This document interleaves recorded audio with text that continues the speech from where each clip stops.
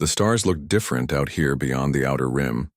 Captain Eleanor Wright stood on the observation deck of the USS Defiant and watched the unfamiliar constellations. After 15 years in space, she thought she knew the stars. But these were strangers to her, cold and distant in the black void. Beautiful, aren't they?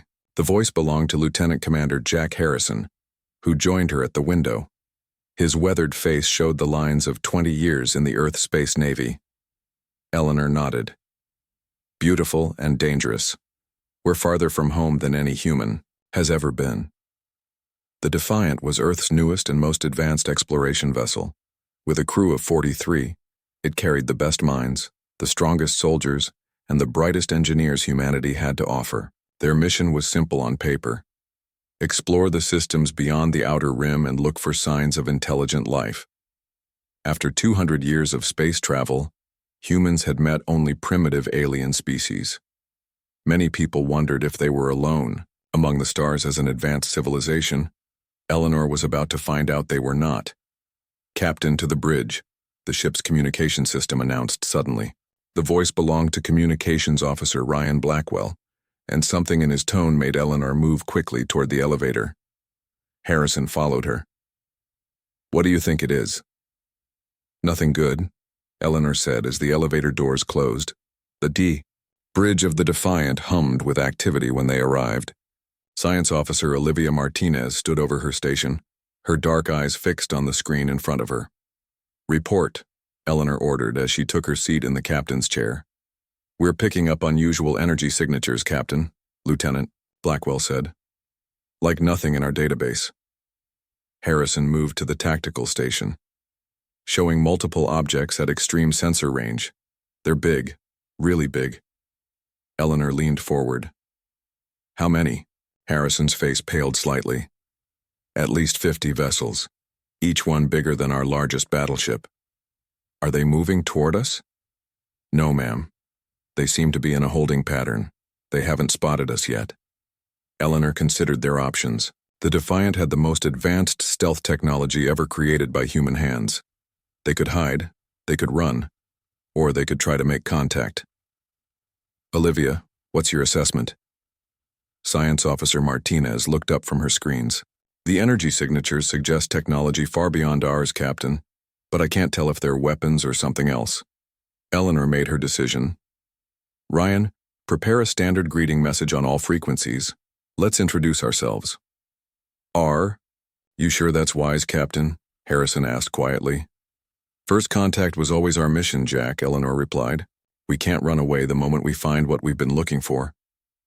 The crew worked quickly to prepare the message.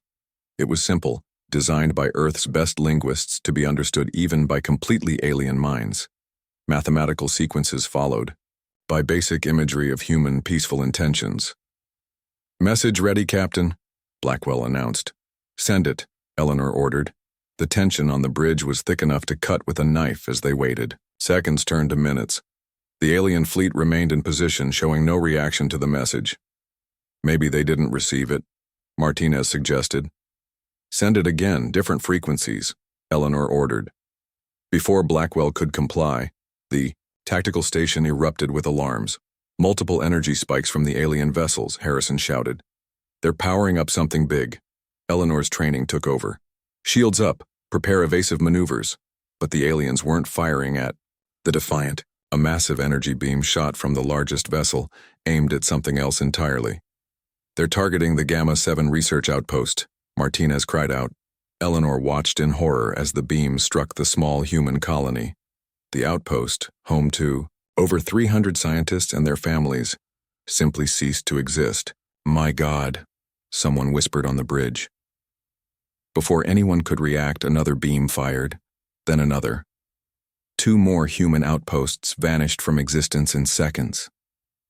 "They're killing our people," Harrison said, his voice deadly calm despite the shock in his eyes. The communication system suddenly came to life with a transmission from Earth Command. Admiral Alan Bennett's grim face appeared on the main screen. "This is an emergency alert to all Earth vessels. We are under attack by unknown forces. All military ships are to return immediately to defend Earth. I repeat, all ships return to Earth." Eleanor stepped forward. Admiral, this is Captain Wright of the Defiant. We have visual on the enemy fleet. They've already destroyed 3 outposts. Bennett's face showed recognition. Wright, you're too far out. It would take you weeks to reach Earth even at maximum speed. He lowered his voice. The main enemy fleet is already approaching our solar system. These must be their advance forces. Sir, we can't just run away, Eleanor protested. Your orders are clear, Captain. You're too far to help in the defense of Earth. Your new mission is to gather intelligence on these hostiles and survive. We need to know what we're facing. The transmission cut off abruptly.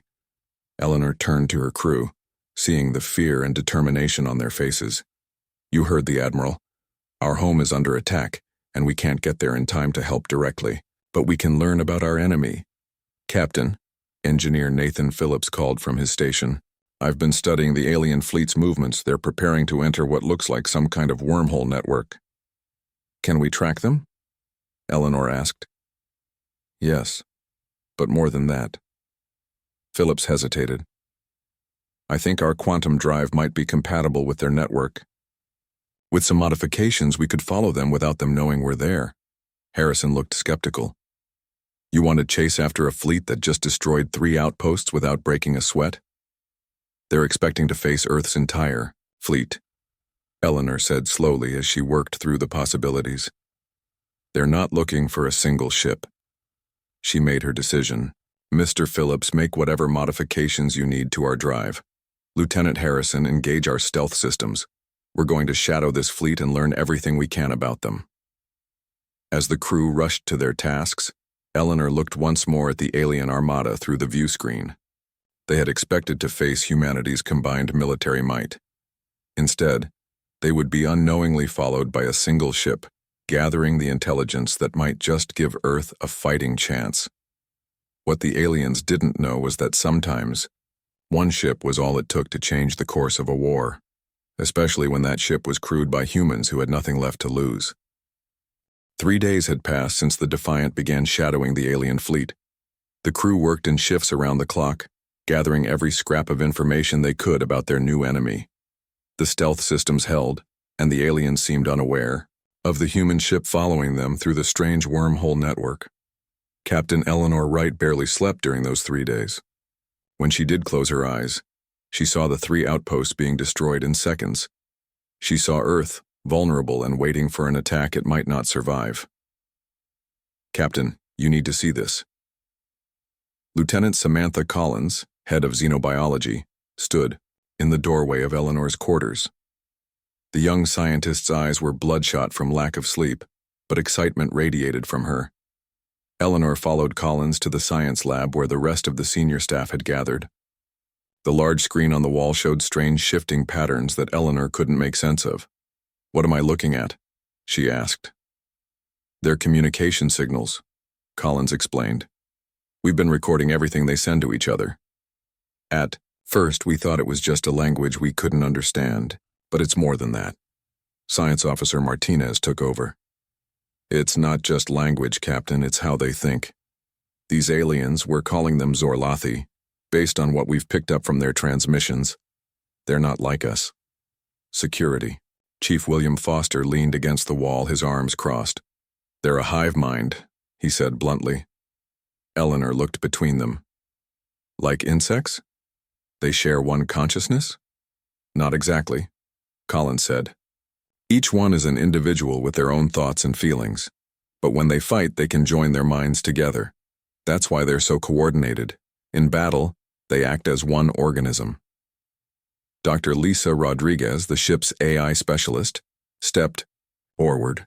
Captain, I've been analyzing these patterns with our computers. There's something important here. She touched the screen and the patterns changed. They use specific quantum frequencies to maintain their hive mind. It's like a network that connects all their brains. And if we could disrupt that network? Eleanor asked, beginning to see where this was heading. They'd lose their coordination advantage, Rodriguez confirmed. They'd be individuals again, fighting separately instead of as one unit. Eleanor nodded slowly. Good work, all of you. Keep digging. I want to know everything about how these Zorlathi think and fight. Later that day, Lieutenant Commander Harrison approached Eleanor on the bridge. "Captain, I'd like your permission. For a mission," he said quietly so the rest of the crew couldn't hear. "What kind of mission?" "We've detected a damaged Zorlathi ship that fell behind the main fleet. It appears to be abandoned." Harrison's eyes were intense. "I want to take a small team and board it." Eleanor frowned. "That's extremely dangerous." "Jack, so is letting the Zorlathi reach Earth without us knowing how to fight them," he countered. "We need their technology, Captain. We need to understand how they work." After a long moment, Eleanor nodded. "Take Foster and Phillips. Be careful, and at the first sign of trouble you get out." "That's an order." The mission to the Zorlathi ship was a success, but barely. Harrison's team returned 6 hours later with burn marks on their suits and haunted looks in their eyes. They also brought back pieces of alien technology and critical information. "Their ship was amazing," Engineer Phillips said during the debriefing. His hands moved over the alien devices they had recovered. "Their technology is advanced, but not as far beyond ours as we feared. We can understand it. We can use it." "What about the Zorlathi themselves?" Eleanor asked. Harrison's face was grim. "We found several dead ones. They're strange-looking, sort of like tall, thin humans, but with gray-green skin and 4 arms. Their eyes are huge, probably adapted to low-light conditions." "That fits with what we found in their ship systems," Phillips added. "Their home planets have much less radiation than Earth does. They evolved in safer environments." Collins leaned forward, her scientific curiosity clear. "That could be important. If they evolved with less radiation, they might be more vulnerable to it than humans are." "We've adapted to live with radiation," Martinez agreed. "Our bodies can handle more of it than most species might be able to." The discussion was interrupted by Lieutenant Blackwell rushing into the room. "Captain, we're receiving a transmission from Earth. It's breaking up, but it's coming through." On the main screen, Admiral Bennett's face appeared, distorted by static. "TAC has begun. Zorlathi fleet entered Sol system. Defenses holding, but casualties. Need any advantage." The transmission cut off. The room fell silent. Earth was under attack, and the Defiant was still weeks away, even at maximum speed. Eleanor stood up. "We need to use what we've learned. Even if we can't get there in time to join the fight directly, we might be able to give Earth a weapon against these Zorlathi." She turned to Phillips. "Nathan, you studied their wormhole technology. Is there any way we could use it to get back to Earth faster?" The engineer thought for a moment. "Not directly, but I might be able to modify our quantum drive to interact with their network. We couldn't travel through it like they do, but we could potentially disrupt it." "How would that help Earth?" Foster asked. "If we can disrupt their wormhole network," Phillips explained, "we might be able to cut off their reinforcements. The ships already at Earth would be on their own." Rodriguez spoke up. "And if we combine that with broadcasting the disruption frequency for their hive mind that I identified." The pieces began to fall into place. A plan formed. Dangerous, possibly suicidal, but with a chance of success. "We can't outgun them," Eleanor said, looking at each of her crew members. "But we might be able to outsmart them. They expected to face Earth's fleet, not a single ship that understands their weaknesses." She moved to the star map and pointed to their location. "We're here, shadowing their reserve fleet. Earth is here, fighting their main force. We need to find a way to use their own technology against them." Harrison nodded grimly. "A single ship against their entire reserve fleet. Sounds like impossible odds." Eleanor's eyes hardened. "Impossible is what humans do best, Jack. Let's get to work." Throughout the ship, the crew began preparations. They didn't know if they would survive, but they knew that the fate of Earth, of all humanity, might depend on what one ship could do against an alien armada that had never faced human ingenuity before. The Defiant hummed with activity as every crew member worked to prepare for their desperate mission. In the engine room, engineer Nathan Phillips and his team modified the quantum drive using the alien technology they had recovered. The bridge, crew studied every detail of the Zorlathi fleet movements. In the weapons bay, Security Chief Foster calibrated special devices designed to release controlled radiation bursts. Captain Eleanor Wright moved through the ship, checking on progress and providing encouragement. The strain showed on her face, but her voice remained steady. The crew needed her strength now more than ever. "How are we doing, Nathan?" she asked as she entered the engine room. The space was filled with tools and pieces of equipment, both human and alien. Phillips looked up from his work, wiping sweat from his forehead. "Almost there, Captain. These modifications are tricky, but they should work. We'll be able to use their own wormhole network against them. And the disruption buoys? Dr. Rodriguez just finished programming them. They'll broadcast the frequency that disrupts the Zorlathi hive mind while simultaneously releasing radiation pulses. Foster's team is loading them now." Eleanor nodded and put a hand on Phillips's shoulder. "Good work. Keep at it." She made her way to the science lab where Lieutenant Collins and Officer Martinez were studying the Zorlathi biological samples they had collected. "Any new insights?" Eleanor asked. Collins looked up from her microscope. "Yes, Captain. Their cellular structure is fascinating.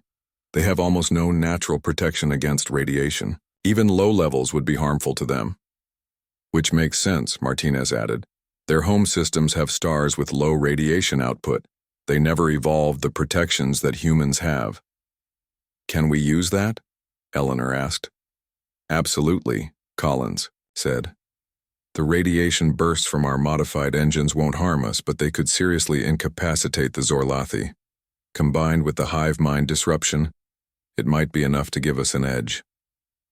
Later that evening, Eleanor called all senior officers to the bridge for a final briefing. The star map showed their position relative to Earth and the Zorlathi fleets. "This is the situation," she began, her voice grave. "Earth has been under attack for 3 days now. Our defenses are holding, but barely. The Zorlathi have superior numbers and technology. But thanks to our work here, we now understand their weaknesses." She nodded to Lieutenant Commander Harrison, who stepped forward. "The plan is simple, but extremely dangerous," he said. "We will use our modified quantum drive to break into the Zorlathi wormhole network, which will allow us to reach the main fleet attacking Earth in hours instead of weeks." He touched the display, showing a point near Earth. "We'll emerge here in the middle of their formation. They won't expect it. No one has ever traveled through their network except them." Dr. Rodriguez continued the explanation. "The moment we arrive, we'll deploy these specially designed buoys." She held up a small round device. Each one broadcasts the frequency that disrupts their hive-mind connection while releasing controlled radiation bursts. The Zorlathi rely on perfect coordination. In battle, Foster added. Without their hive mind, they'll be confused, disorganized. Their ships will lose formation. Phillips stepped forward.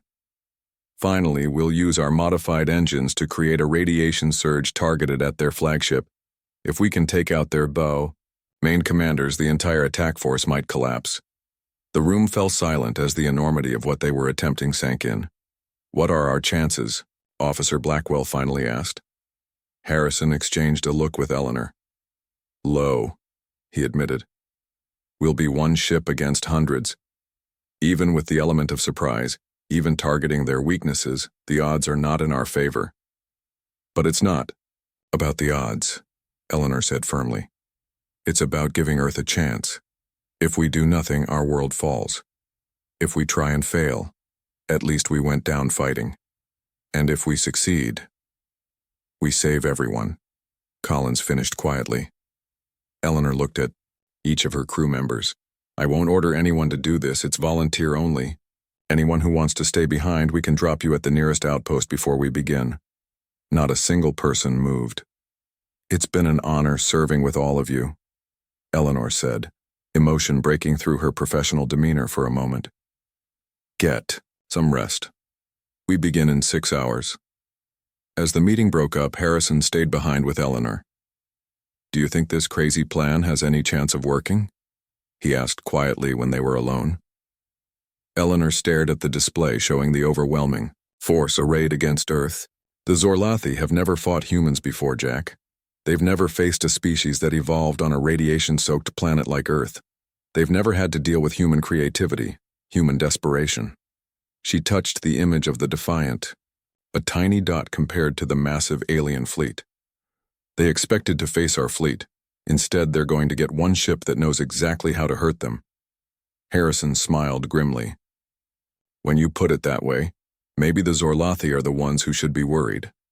6 hours later, the crew took their positions. The modified quantum drive hummed with power, its energy signature now matching the Zorlathi wormhole technology. All stations report, Eleanor ordered from the captain's chair. Engineering ready, Philip's voice came through the comm system. Tactical ready, Foster confirmed. Science team ready, Collins and Martinez reported. Communications ready, Blackwell said. Navigation ready, the pilot responded. Eleanor took a deep breath. Activate quantum drive. Take us into their network. The stars outside the viewport stretched and twisted as the Defiant entered a realm of space no human ship had ever traveled before. The wormhole network glowed with strange energies, pathways connecting distant parts of the galaxy. Holding. Together, Phillips reported as the ship shuddered. The modifications are working. Set course for Earth, Eleanor ordered. Maximum speed. The Defiant shot through the alien network, a single human ship riding pathways built by an enemy that never expected humans to discover their secrets, never expected humans to turn their own technology against them. As they traveled, Eleanor thought about the message they had received from Admiral Bennett before communications were cut off. Earth was fighting for its survival, but help was coming in a form the Zorlathi could never have anticipated. One ship, one desperate plan, and a crew of humans who refused to accept defeat, even against impossible odds. The journey through the Zorlathi wormhole network lasted just under 5 hours. To the crew of the Defiant, it felt much longer. Strange energies flashed past the viewports.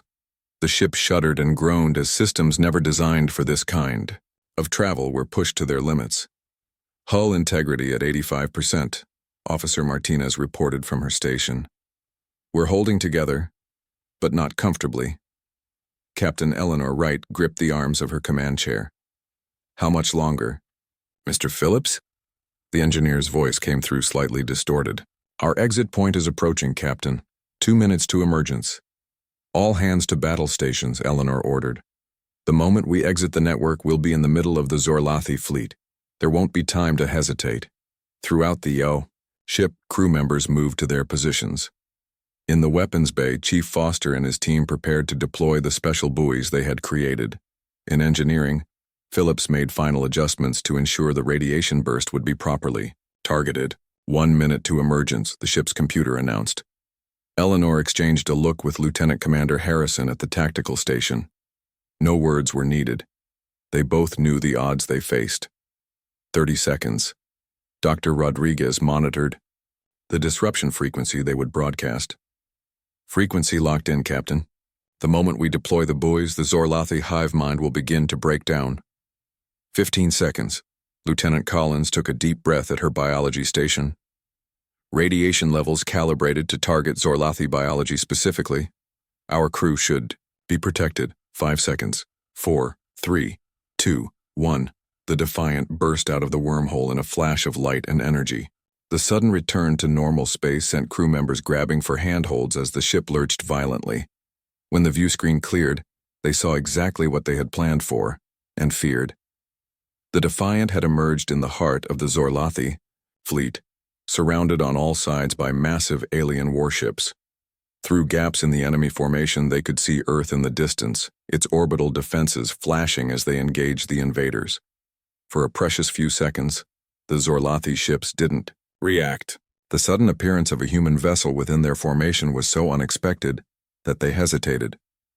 Deploy buoys now, Eleanor ordered. Foster's team launched the specially designed devices. They shot out in all directions, positioning themselves at calculated points throughout the enemy fleet.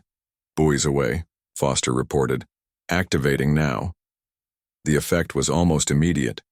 On the tactical display, patterns of enemy ship movements that had been precise and coordinated suddenly became erratic. Some vessels slowed, others changed course randomly. 2 Zorlathi cruisers collided, their shields flaring as they scraped against each other. "It's working," Rodriguez exclaimed. "The hive mind is breaking down. Their neural network is collapsing." But the Defiant hadn't gone unnoticed. Several alien ships turned their weapons toward the human vessel. "Incoming fire," Harrison shouted as the first energy beams streaked toward them. The ship rocked violently as the blasts struck their shields.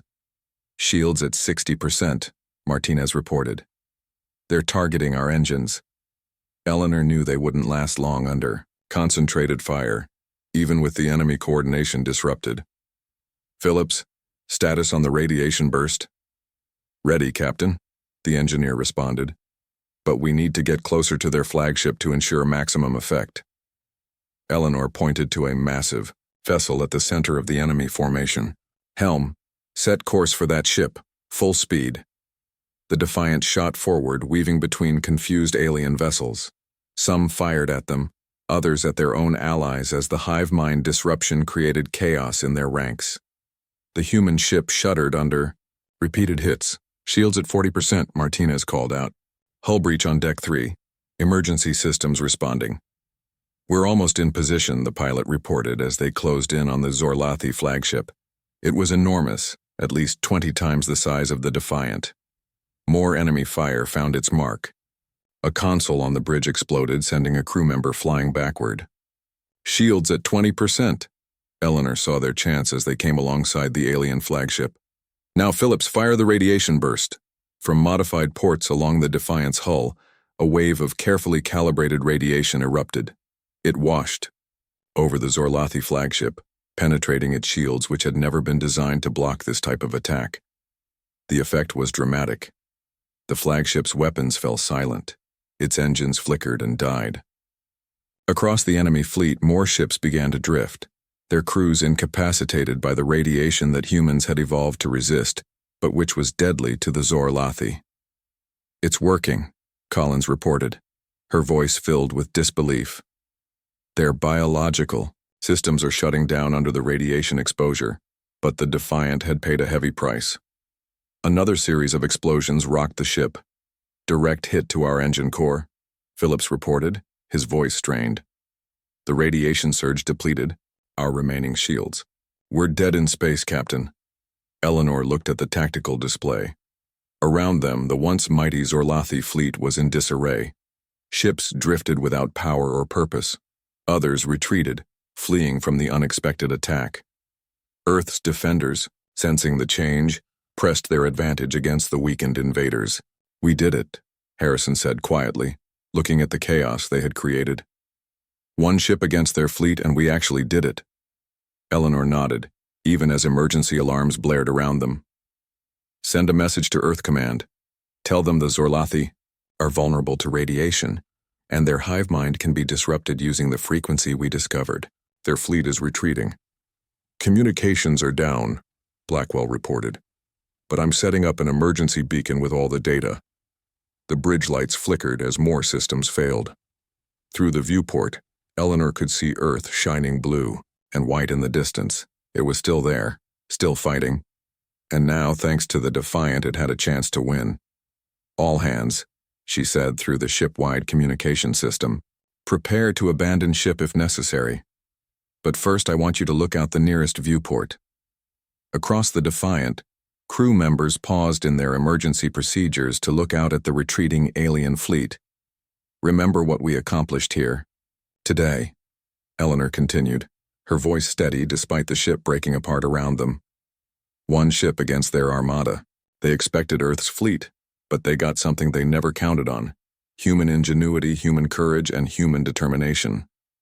As if in response to her words, the first Earth rescue ships appeared on their sensors, racing to reach the battered but victorious Defiant. 3 months had passed since the battle that changed everything. The Defiant, or what remained of it, had been towed back to Earth's orbital shipyard. The battered vessel, once the pride of the human fleet, was now a symbol of something far greater. The day humanity proved it would not go quietly into the night. Captain Eleanor Wright stood at the window of the recovery center on the moon, looking up at the blue-white sphere of Earth. Her injuries were healing, though the doctor said she would always walk with a slight limp. A small price to pay, she thought, for saving their world. They're calling it the Defiant Maneuver, familiar voice said from behind her. Eleanor turned to see Lieutenant Commander Harrison, his arm still in a sling. Like many of the crew, he had spent weeks in medical care. 26 of their 43 crew members had survived. Each loss weighed heavily on Eleanor's heart, but she took comfort in knowing their sacrifice had saved billions. The Defiant Maneuver? She asked. Harrison smiled. Using a single ship to disrupt an entire enemy fleet from within.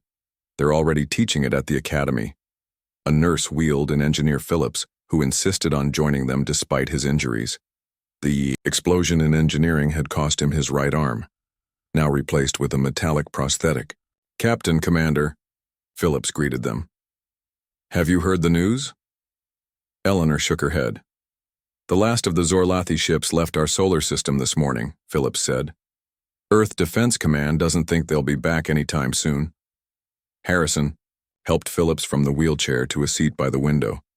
"The Zorlathi never expected humans to be so human," he said. "They thought superior numbers and technology would win the day." "They didn't count on radiation resistance," Phillips added, "or our ability to turn their own technology against them." Eleanor looked between her two officers, remembering the moment they had emerged in the middle of the alien fleet. The fear, yes, but also the determination, the knowledge that they were humanity's last, best hope. "Admiral Bennett is coming to see us today," she said. "I received a message this morning." As if on cue, the door opened and Admiral Bennett entered. Though Eleanor had spoken with him via video since their return, this was their first face-to-face meeting. He looked older than she remembered, the stress of nearly losing Earth etched into his features. "Captain Wright," Bennett said, shaking her hand. "The hero of the hour." Eleanor shook her head. "Not me, Admiral. The crew of the Defiant. Every single one of them." Bennett nodded in acknowledgement. "Of course." He looked around at the three officers.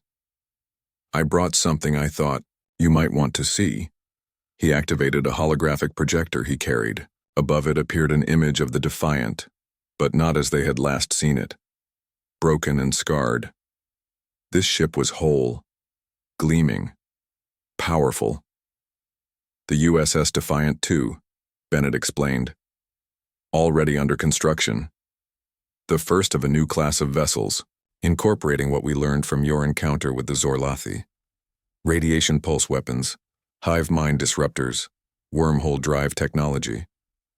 Eleanor stared at the hologram, emotions washing over her. "She's beautiful." "And she'll be yours, Captain," Bennett said. "Once you're recovered, Earth needs ships like this, and captains like you." Later that day, after the Admiral had left, Dr. Rodriguez and Lieutenant Collins joined them. The science team had been working non-stop since their return, studying the Zorlathi technology and biology they had brought back. "We've learned so much," Collins said excitedly. "The Zorlathi aren't inherently hostile. Their attack was based on a fundamental misunderstanding of humans." Rodriguez nodded. "They discovered our colonies and intercepted our communications. When they realized we could survive in radiation levels that would kill them, they assumed we must be planning to terraform their worlds to be more radioactive. They attacked because they were afraid of us," Harrison said, understanding dawning. "Yes," Collins confirmed. "They thought they were protecting themselves from monsters who thrived in poison." Eleanor considered this. "Have we established communication with them yet?" "Limited," Rodriguez replied, "but promising. They're cautious now that they understand what we can do, but open to dialogue." The next morning, Eleanor was finally cleared to leave the medical facility. She made her way slowly to the observation deck where Earth hung large in the viewport. Harrison joined her there. "What are you thinking about, Captain?" he asked quietly. Eleanor watched as a shuttle departed from the lunar base, heading toward the distant orbital shipyards where the new Defiant was being built. "About what happens next," she replied. "The Zorlathi expected to face humanity's fleet and found instead that one ship could turn the tide. They underestimated us because they didn't understand us. Harrison nodded. And now? Now we have a chance to ensure no one makes that mistake again. Eleanor turned to him. The galaxy is bigger and more dangerous than we ever imagined, Jack. But it's also full of possibilities. The Zorlathi attacked out of fear and misunderstanding. Next time, we might be able to establish peaceful contact first. With the new Defiant? Eleanor smiled. With the new Defiant. A ship named for resistance, for courage in the face of impossible odds. 6 months later, Captain Eleanor Wright stood on the bridge of the USS Defiant II. Around her, some familiar faces mixed with new crew members. Phillips at engineering, his prosthetic arm now customized and working perfectly. Harrison at tactical. Collins and Rodriguez at their science stations. As the ship prepared to depart on its maiden voyage, Eleanor thought about how far they had come. One small human vessel had saved Earth by using ingenuity, courage, and the unique strengths of humanity against an overwhelmingly superior force. Word had spread across the galaxy. On a dozen alien worlds, stories were told of the humans, the strange, radiation-resistant beings who had defeated the mighty Zorlathi with a single ship. Course laid in, Captain, the helmsman reported. Ready when you are. Eleanor looked at her crew, the best of humanity, ready to face whatever waited among the stars. Let's show the galaxy what one ship can do, she said. Engage. The Defiant II moved majestically away from Earth, carrying with it the legend of its predecessor, the ship that had proved that sometimes one vessel with the right crew could accomplish the impossible. In the vastness of space, potential enemies reconsidered their plans for conflict with humans. If a single Earth ship could defeat an armada, what might their entire fleet accomplish? The question lingered in the minds of species throughout the galaxy.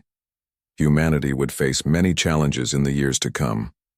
But thanks to the original, Defiant and its crew, they would face those challenges with new respect from the galactic community, and with the knowledge that in humanity's darkest hour, it had been human courage and ingenuity that had saved them all.